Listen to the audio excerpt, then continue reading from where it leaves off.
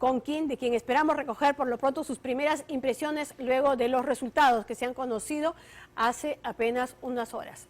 Adelante, José Carlos, tus impresiones. ¿Qué tal, Rosana? ¿Cómo están? Buenas noches.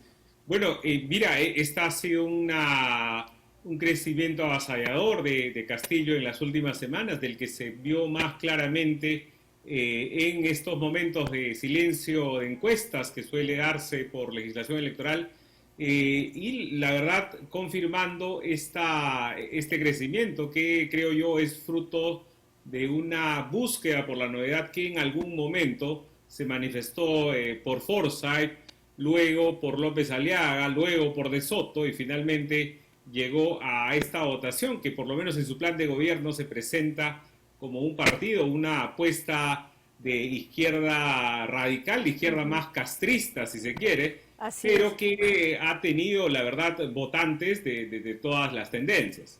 Claro, es por eso que incluso en la última semana, cuando, tal como tú señalas, no se conocía, no se tenía acceso a las encuestas, lo que se señalaba era que a quienes estaba minando era precisamente a Verónica Mendoza, tal como se puede advertir en los resultados a boca de urna de hoy, y también a Johnny Lescano, que hace una semana era el puntero, pero si ya se reflejaba una tendencia a la baja, y esa tendencia a la baja tenía que ver precisamente con Pedro Castillo. Sí, efectivamente, por lo menos con la información que circuló hasta el domingo pasado, ya la encuesta del IEP, una encuesta y no un simulacro, mostraba, por ejemplo, que Castillo ya lideraba la votación en el sur.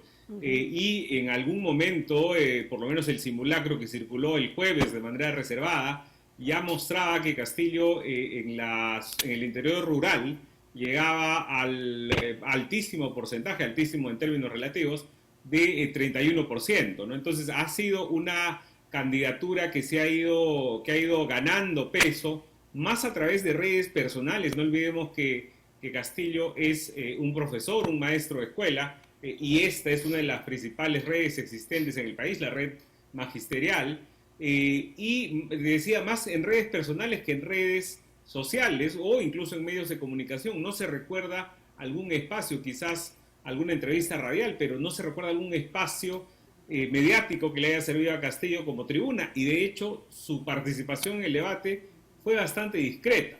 Entonces ha sido una cosa más que de alguna manera pareciera una prolongación de lo que fue el voto de FREPAP, el voto de UPP en las zonas rurales en la elección del año 2020. Claro, pero tú señalabas, por ejemplo, que esto es algo así, bueno, ha sido bastante volátil, bastante movido, es cierto, el tema de estas preferencias electorales, como tú decías, Forsyth, Lescano, Verónica, en determinado momento, ¿no es cierto?, o Rafael López Aliaga. Pero en este caso, este ha sido un fenómeno que no ha podido ser advertido, incluso por las encuestadoras hasta el último minuto. Entonces, ahí sí hay un tema de un peso que tiene más vínculo con lo geográfico, con lo rural, que es el que todavía nos sigue desconcertando o dando sorpresas en todo caso. Sí, efectivamente, creo que este crecimiento al margen de la formalidad, que sobre todo se ve con más claridad en la última semana, y el despegue de Castillo efectivamente se ve en las últimas 2-3 semanas. Ahora, es un despegue que la verdad, si uno lo pone en términos relativos, si es que se confirma la votación en torno al boca de urna de hace algunas horas, estamos hablando de una votación menor o igual en el mejor de los casos que lo de Verónica Mendoza del año 2016. Entonces, claro, la cosa es que el resto son también pigmeos en términos electorales. La votación ha estado muy fragmentada. Quizás Keiko Fujimori pueda pasar a segunda vuelta con casi un tercio o un cuarto de su votación del año 2016 y quizás termine ganando, ¿no? Creo que la fragmentación termina favoreciendo o dándole un peso mayor a candidaturas como la de Castillo, que surge, como bien tú decías, fuera de los ámbitos geográficos urbanos, quitándole votos a Verónica Mendoza, quitándole votos a Aliaga, a Lescano, en fin, avanzando un poco del campo a la ciudad, si se quiere. Así es, pero sí sería importante poder conocer algunas de las propuestas que tú puedas recordar de precisamente Pedro Castillo, dado que muchos peruanos, probablemente en la costa, no han estado tan al tanto de cuáles han sido algunas de estas, sobre todo en el momento en que tú nos presentas como como un representante de la izquierda radical. Sabemos, por ejemplo, que él no ha tenido ningún problema en expresar su, de alguna manera, simpatía hacia el régimen chavista. No ha ido, ha viajado en alguna oportunidad incluso hasta Venezuela, a saludar al mismo Nicolás Maduro, eso entre otras cosas. Pero ¿qué otro tipo de propuestas son las que tendríamos que tener clarísimo para poder perfilar bien a este personaje? Bueno, en realidad creo que lo primero que hay que tener claro es que Castillo, más que forjar un proyecto propio, a diferencia, digamos, de Julio Guzmán o de César Acuña, que empiezan un proyecto con un claro tinte personalista, pero empiezan un proyecto que quieren convertir en una opción política, en este caso es una persona que sale o que surge a la escena nacional como líder de la protesta o de la huelga sindical del año 2017, que de alguna manera le logra disputar el liderazgo a Patria Roja, que había sido muy fuerte en el magisterio, como se sabe, pero que en cualquier caso es un personaje que actúa dentro de un partido que termina siendo propiedad o que termina siendo un espacio de poder de Vladimir Cerrón, el expresidente regional de Junín, y que además no olvidemos que el candidato que tuvo ese partido en Lima el año 2018 fue Ricardo Belmont. Entonces, siendo de izquierda, la verdad, busca tener un discurso sobre todo, diría yo, autoritario. Creo que varias de sus propuestas van en ese sentido, por lo menos en lo que compete a medios de comunicación o libertad de expresión. El capítulo referido a este aspecto en su plan de gobierno reclama o reivindica el legado de Lenin y Fidel Castro para poner la prensa o los medios de comunicación al servicio del pueblo. Entonces, si uno va revisando cada uno de sus y la estatización, ¿no? O sea, recordaba que él hablaba más o menos en ese sentido, ¿no? Así es, así como también estatizar, digamos, algunas actividades estratégicas y productivas, ¿no? Un cierre del Tribunal Constitucional, entre tantas otras cosas que ha estado lanzando. Una cosa que sí llama la atención es que siempre se decía que Perú no saltaba al vacío y que había una especie como de vocación o inclinación hacia el centro. Eso no se ha advertido en esas elecciones, por supuesto que tomando en cuenta el tema de esta fragmentación, el tema de la presencia de los mini candidatos que han hecho pues que de alguna manera todo esto esté nuevamente fragmentado, tan dividido. Pero esta vez, no sé si es producto de la pandemia, lo que se ha advertido es más bien una inclinación hacia los extremos. ¿Coincides en eso o no?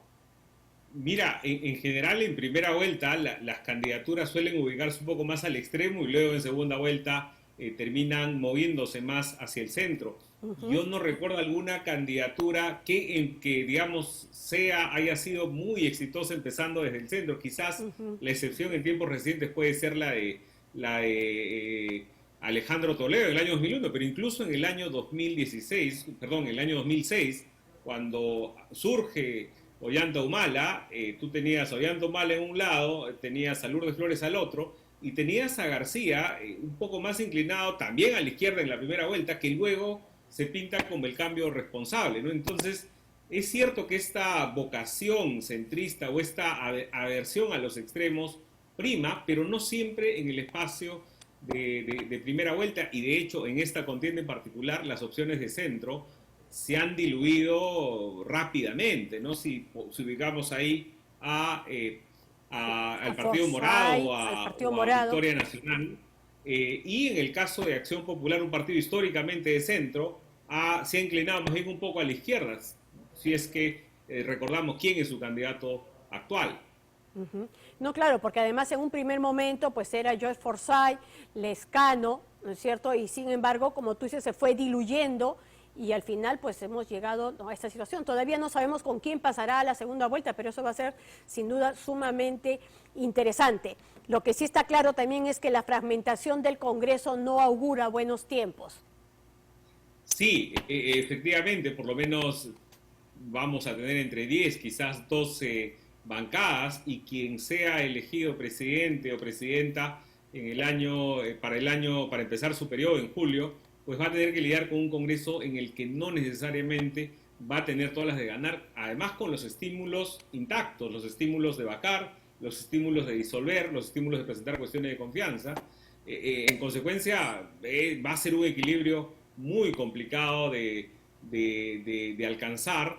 Creo que lo que va a tocar a los líderes políticos es encontrar algunos espacios de prudencia y en el Congreso esperemos que se forje alguna suerte de minoría responsable que ayude a tener a buen recaudo estas bombas de tiempo, perdón, estas soluciones extremas, Sí, como claro. la vacancia, que en los últimos años se ha activado de manera indiscriminada. Sí, bueno, igual yo sí creo que son bombas de tiempo, con esa parte sí me quedo sin duda, eso sí está clarísimo y encima estamos ahorita saliendo de un Congreso que ya de por sí nos ha puesto varias en el camino, ¿no es cierto? Así que confiemos en que eso no termine agudizándose. Muchísimas gracias por este enlace, No, muchas José gracias. Carlos. Bien, y nosotros nos vamos a una brevísima pausa comercial, pero no